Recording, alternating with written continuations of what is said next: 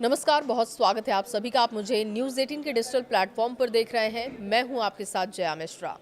भ्रष्टाचार के आरोपों का सामना कर रहे इजरायली प्रधानमंत्री बेंजामिन नेतन्याहू ने रविवार को घोषणा की कि उन्होंने माफी का अनुरोध प्रस्तुत किया है। उन्होंने कहा कि लंबे समय से चल रहे मामले देश को तोड़ रहे हैं। अमेरिकी राष्ट्रपति डोनाल्ड ट्रंप ने इसी महीने की शुरुआत में इजरायली राष्ट्रपति इसहाक हर्जोग को पत्र लिखकर नेतन्याहू को माफी देने का अनुरोध किया था। देखिए, नेतन्याहू ने एक वीडियो बयान में बिना कोई अपराध स्वीकार किए कहा, मेरे मामले की सुनवाई लगभग 6 साल से चल रही है। उम्मीद है कि ये कई और सालों तक जारी रहेगी। नेतन्याहू ने बताया कि वो बरी होने तक इस प्रक्रिया को जारी रखना चाहते हैं, लेकिन सुरक्षा और राजनीतिक वास्तविकता, राष्ट्रीय हित कुछ और ही तय करते हैं। उन्होंने आगे कहा कि मुकदमे का जारी रहना हमें अंदर से तोड़ रहा है, भयंकर विभाजन पैदा कर रहा है, दरार को और गहराते जा रहा है। नेतन्याहू के खिलाफ मामलों में इजरायली समाज में उनके समर्थकों और विरोधियों के बीच विभाजन को उजागर कर रहा है। नेतन्याहू के समर्थक इन मुकदमों को राजनीति से प्रेरित बताते हुए खारिज करते हैं। प्रधानमंत्री और उनकी पत्नी सारा पर एक मामले में अरबपतियों से राजनीतिक लाभ के बदले में सिगार, आभूषण और शैंपेन जैसी $2,60,000 से ज्यादा की विलासिता की वस्तु स्वीकार करने का आरोप है। उन पर अन्य मामलों में 2 इजरायली मीडिया संस्थानों से अधिक अनुकूल कवरेज कराने की बातचीत करने की भी बात कही गई। उन पर आरोप इसका भी लगाया गया। नेतन्याहू ने कहा कि मुकदमे का तुरंत अंत आग को कम करने और व्यापक सुलह को बढ़ावा देने में काफी मदद करेगा, जिसकी हमारे देश को सख्त जरूरत है। ये एक असाधारण अनुरोध है जिसके महत्वपूर्ण निहितार्थ है। सभी राय प्राप्त करने के बाद राष्ट्रपति जिम्मेदारी और ईमानदारी से अनुरोध पर विचार करेंगे।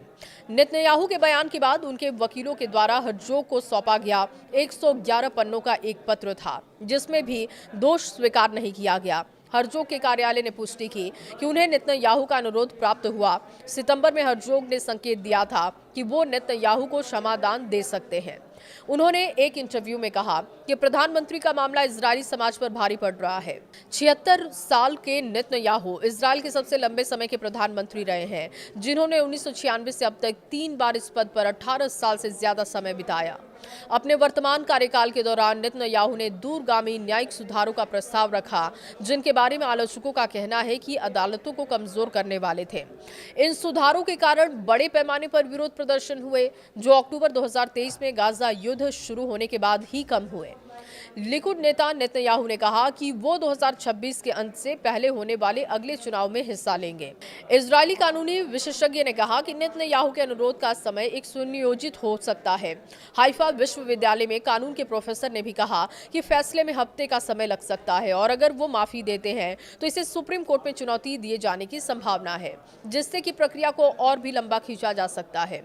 हालांकि इजरायली कानून के तहत क्षमा केवल दोषी ठहराए गए अपराधी को ही दी जा सकती है। विपक्षी नेता यायर लापिड ने रविवार को जोर देकर कहा कि क्षमा दान के लिए नेतन्याहू के द्वारा अपराध को स्वीकार करना, पश्चाताप व्यक्त करना और राजनीतिक जीवन से तुरंत हट जाना जरूरी है। नेतन्याहू भ्रष्टाचार के मुकदमे का सामना करने वाले पहले मौजूदा इजरायली प्रधानमंत्री हैं।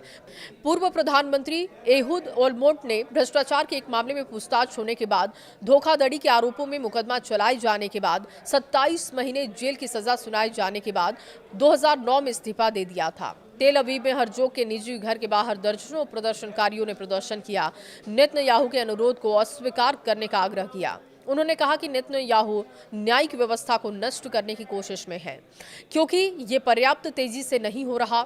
अब वो राष्ट्रपति के पास जा रहे हैं। 40 वर्षीय मोशे राडमैन ने दावा किया कि नेतन्याहू अपने मुकदमे से भागने की कोशिश में है। 52 वर्षीय एमी डोर ने कहा कि हर्जोग का काम इजरायली लोकतंत्र की रक्षा करना है। यदि आप कानून और व्यवस्था को ध्वस्त करते हैं तो ये इजरायली लोकतंत्र का अंत हो सकता है।